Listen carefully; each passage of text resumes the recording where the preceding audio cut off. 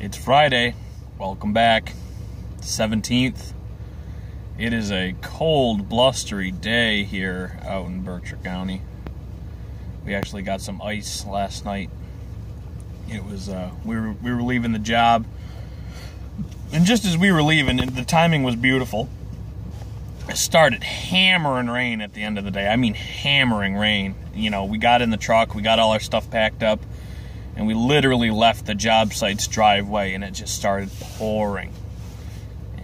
We got, I don't know, a mile, 2 miles away from the shop, and it just started pouring ice from the sky. We're talking about, you know, pebble-sized ice pouring out of the sky. It was amazing. And then, you know, as it's icing, it's thundering and lightning around us. It was crazy. It was awesome. I wish I got video of it. It was lighting up the sky, big purple lightning bolts. It was cool as hell. Real cool. But it's cold and windy today. Luckily, we're not dropping anything. We got everything on the ground the first day we were at the job. It did end up being a 3-day job because, as customers will do, they added some stuff.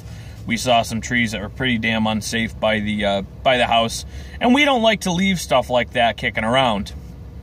We, you know, it's bad business to go in and take trees down and then have to go back because one fell. You know, you're only kicking yourself in the ass with that deal. So it's important to pay attention to those kinds of things in this field, you know. You walk around the property real good, and, you know, if the customer doesn't want to do that tree, I mean, sometimes you got to offer them. Sometimes you got to make them a deal so they do it, so you don't have to come back, you know, because coming back is bad. Coming back is bad. Comebacks. It's what we used to call a car when it was improperly repaired at the car shop and it came back with the same problem. It was a comeback. Not good. Yep. Had a great day yesterday. I didn't really get to vlog a lot yesterday, and I might not today. I pretty much vlog in the morning until the other guys get here.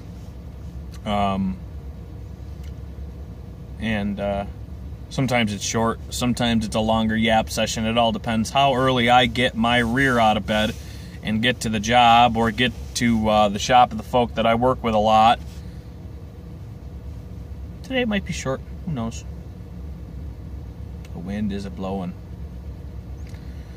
Had something really cool happen last night. I've been thinking and wishing and praying a lot that a deal for a 661 would come by me. And like I said in an earlier video, I can get a pretty damn good deal on a ported one shipped to my door. But there's a gentleman here in Massachusetts, in eastern Massachusetts, out by Sturbridge, Oxford. He responded to my Craigslist ad even though I have the saw sold. He said he would pass the word around. Seemed like a really nice guy. And then he says, by the way, I have a 661 CM-Tronic, and it is in like new condition. And I said, ooh, okay, I'm going to respond to this guy's email. Not only was his email very friendly and personal and cordial, I like a deal. I know I said I wanted a new one, but man, if I can get a very lightly used 661 for $900, you bet I am gonna go get it, and I'm gonna save a couple hundred. You can bet. It's like an addiction. I love a deal. I love steals. He even said if it makes it any better, I can include a bar, which really excites me because I actually don't have a lot of steel bars anymore because I've been running a lot of Huskies Johnson Reds. I mean, I have some steel mount bars, but I have like a 20-inch and then two 28-inch reduced weight Oregons, which have the aluminum core in them, and that's one of the best bars ever made in my opinion. Light, tough. There's one in there that's got probably, I don't know, 700,000 board feet on it, and I've had to dress it maybe a fistful of times. It's pretty good. I mean, if you don't murder the chain on, if you don't murder the tensioner, then you're not going to really groove the rails up a super lot. And if you're not yanking on the rear handle a lot, you're not going to groove them up so bad. I notice in my videos I touch my nose a lot. It's because my mustache is tickling my nose. I don't have a problem or a tick or anything. My mustache hair is going up into my nose and giving me a tickle fit. So yeah, this gentleman, and we struck up a text conversation this morning, and what a friendly, cool guy. So I'm really hoping that this local logger comes and picks my saw up for what I want for it. And if he does, then that means I only need to pay $100 out of pocket difference, $150 out of pocket difference for the 661. And that is exciting. That's exciting to me. Gonna come with a 25-inch bar, I guess. Well, Steel calls it a 25-inch bar. It's really a 24-inch bar, because it takes 84 drivers. 84 drivers is a 24-inch bar. Common driver length for 3/8 drive sprocket and bars. 72 drivers for a 20-inch. 84 for 24. And if it's a steel and it's a 28-inch bar, it is 91 drivers. It is a Husqvarna that is a 28. It is 93 drivers. Little hootenanny for you there. The 30-inch Samura that the 660 carries takes 100 drivers. That's an odd-sized bar. That's a unique bar. It's even 63 thousandths gauge, which is pretty weird around here. I mean, you go into these local stores, the local shops that are around here, and you can get pretty much any common length 3/8 50 thousandths chain. They really don't have a lot of 63 thousandths chain. They really don't have any square chain. So if you want square chain, you've got to order it. And if you're going to order it, I'll tell you where you should order it from. You should order it from Frawley's Saw Shop. The website is loggerchain.com. Those guys always have fantastic deals. Shipping is prompt. You get exactly what you want. You can get custom lengths. Like I said, nobody really production makes a 100 driver chain. Well, at least that I found. And especially in that gauge. So I ordered it from Frawley's, and they spun me up some beautiful chains. The chains came. They had plenty of oil on them, like if you weren't going to use them immediately for rust prevention, to prohibit rust. And then I got exactly what I wanted for that. I ordered a full chisel, full comp. I got a full skip chain, and then I also ordered some semi-chisel. Now we should probably talk about chain a little more. General consensus on chain is full chisel is the best overall. Round file. Square chain is very sensitive to debris and dirt and dust, and the slightest bit of muck will peen that the cutting edge, which is the point of your chain, it will peen that edge over. So you don't want to really buck anything with it, unless of course it's very clean and off the ground. If you were doing nothing but felling, and literally doing nothing but felling and leaving the stumps on the higher end, then that would make sense, because it cuts faster. It really does. But full chisel, I can file a 28-inch bar, full chisel, full comp chain, 7-8 minutes flat, or 5 minutes if I'm feeling frisky, or if it's not banged up too bad. And I'll put a good grind on it. I really will. It'll cut like a son of a gun. But that's the it's full chisel. That's the most common chain that you can get. I'm trying to block the sun out of my face. There we go. That little sun visor thing works. Cool.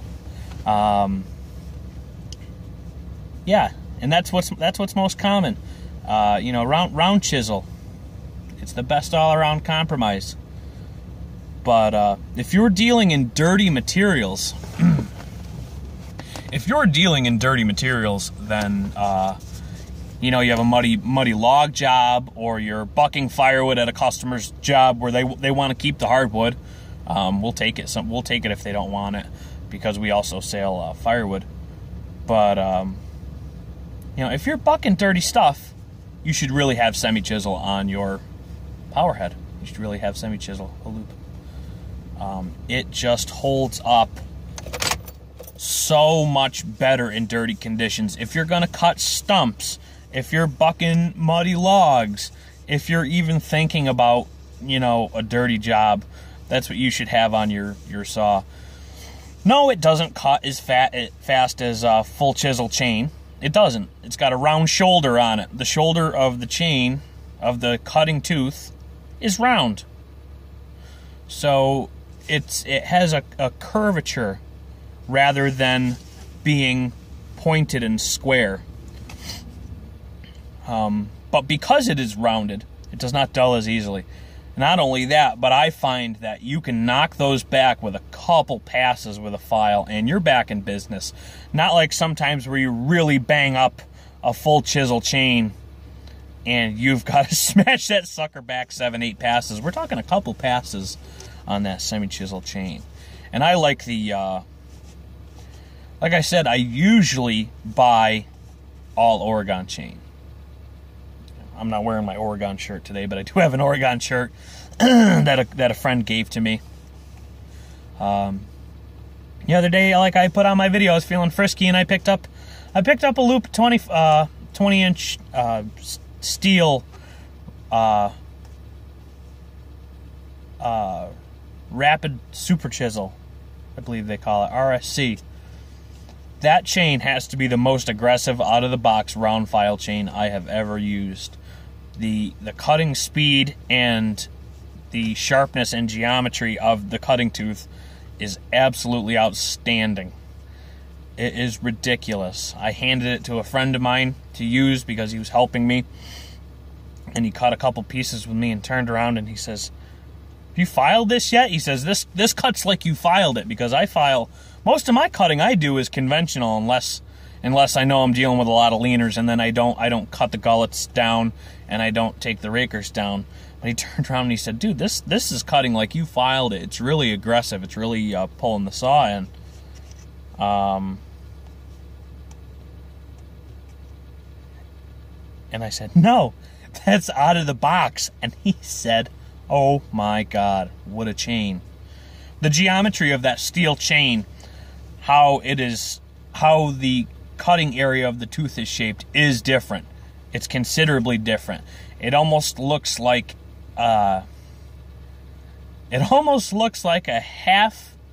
it's halfway between a square chisel and a round chisel.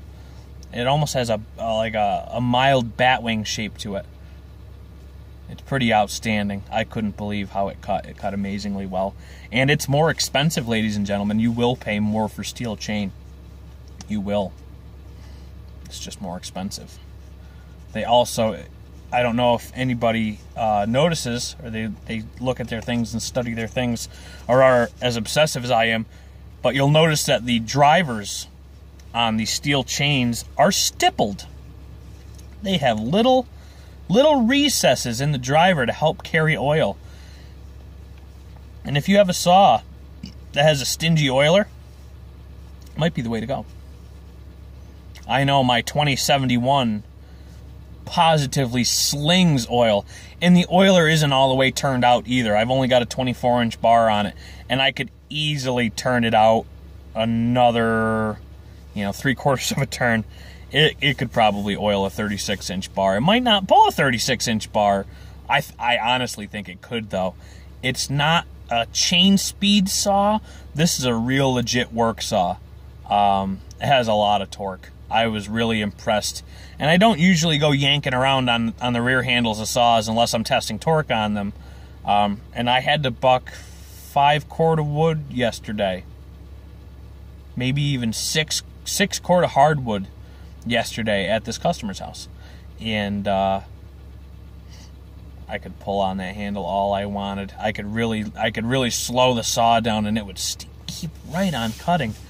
But it really likes to run in the wood around 12,000, 11,500 RPM. I didn't put a tack on it, but I can tell pretty well. I've been running a saw for a really long time. Switching it up with the coffee game this morning. I got a Green Mountain Blueberry Harvest. I know. What a weird flavor of coffee to have. It's actually pretty delicious. I'm rather surprised. I really like blueberry things. Blueberry muffins, blueberry juice, blueberries. It's pretty yummy. But yeah, gonna finish cleaning up that job today. Like I said, the customer keeps adding trees, and that's fine. I keep adding money to the bill. That's how it works. And it's a cold one, guys. It's cold. A little sprinklet of snow is popping up here and there as I'm talking to you guys. It's weird when I leave the house in the morning and everybody else is still asleep. You know, I pack my lunch. I try to be as quiet as I can, but we all know real life isn't perfect, and we drop things and we make noise. And I'm over there packing my lunch this morning because I bring lunch every day. I'm not wealthy. I live well in other aspects. I've got a nice little apartment that's well furnished. We eat great. You know, supper is always a knockout. I mean, when I was growing up, we were poor. You know, we really were. Money was a bad subject. You know, my dad was working 3 jobs to keep us afloat in the early 90s because the economy was awful. I was a baby. My little brother just came. You know, we were bouncing around, moving, trying to keep our heads afloat. And I remember when we finally settled, we actually ended up, well, my dad ended up buying his father's house. They had a big barn. We raised pigs. We raised a lot of pigs. And we ate those pigs, let me tell you. We butchered them, had them butchered them ourselves. I got real sick of pork. To this day, as an adult, I won't eat pork. So, no, I'm not coming. I guess this is over, guys. We'll see you later.